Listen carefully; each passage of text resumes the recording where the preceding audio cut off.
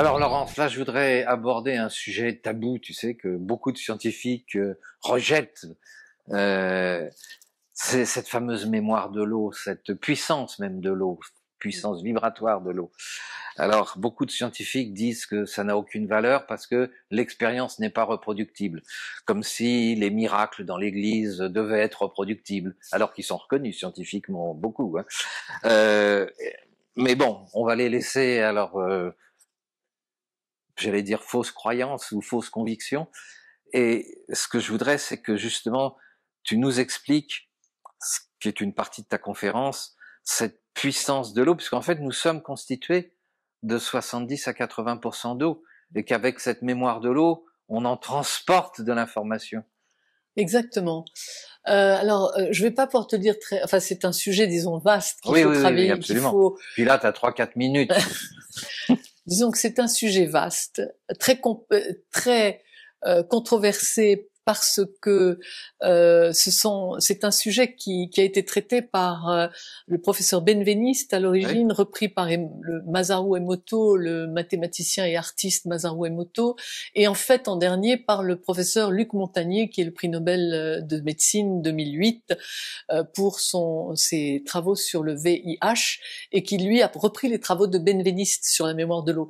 Donc tout est quand même encore aujourd'hui controversé, mais je dirais, il y a une logique qui conduit tout ça, et on va commencer par l'amour, simplement. On va commencer par l'amour parce que quand les gens vont comprendre que la résonance première, c'est toujours le cœur. On va revenir à cette résonance du cœur.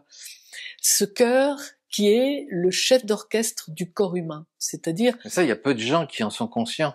Ils Oui. pensent que c'est juste une pompe qui nous permet d'alimenter la bête et puis de faire tourner le cerveau. Oui, exactement. Alors qu'en fait, ce que tu démontres dans ta conférence, c'est que c'est le contraire. Le cœur est à l'origine. Voilà. Le cœur est à l'origine de notre vie, à l'origine de notre plan d'incarnation, si j'ose dire, c'est la porte de l'âme, on pourrait dire. Le cœur, c'est la porte entre notre matérialité et notre spiritualité, c'est notre origine spirituelle et notre origine matérielle, puisque ce cœur, en plus, est connecté à une dimension hors espace-temps. Et ça, c'est très important. Ça a été prouvé par les expériences notamment de l'Institut HeartMath. On voit que le cœur, anticipe les événements, et particulièrement quand ils sont négatifs, il va décélérer 5 secondes avant l'apparition de l'événement dans notre propre vie. Ça, c'est un des résultats qui a été observé par l'Institut HeartMath notamment. Et donc, ce cœur qui est donc la porte d'entrée de nos vies et la porte de sortie de nos vies, il envoie plus d'informations au cerveau qu'il n'en reçoit de lui par ces ondes électromagnétiques qui sont des transporteurs d'informations, c'est-à-dire qui créent des signaux électriques et des signaux magnétiques donc dans la matière de nos corps. Et notre corps étant constitué de à peu près 65% d'eau, et particulièrement le cerveau, de 90% de notre cerveau c'est de l'eau.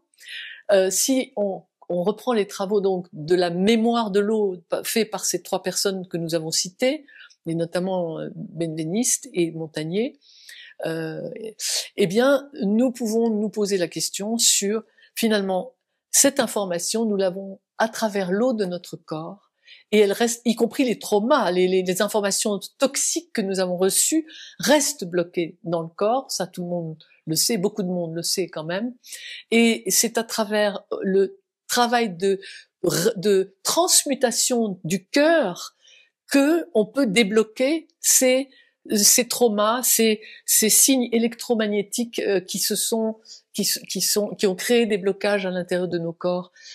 Voilà. Donc, mais je peux pas tout ça, c'est à développer. On va te laisser un peu plus de temps pendant la conférence pour nous expliquer tout ça, parce que là, je t'ai mis un challenge en 4 ou 5 minutes de nous raconter. Oui, voilà, c'est un peu. De nous raconter.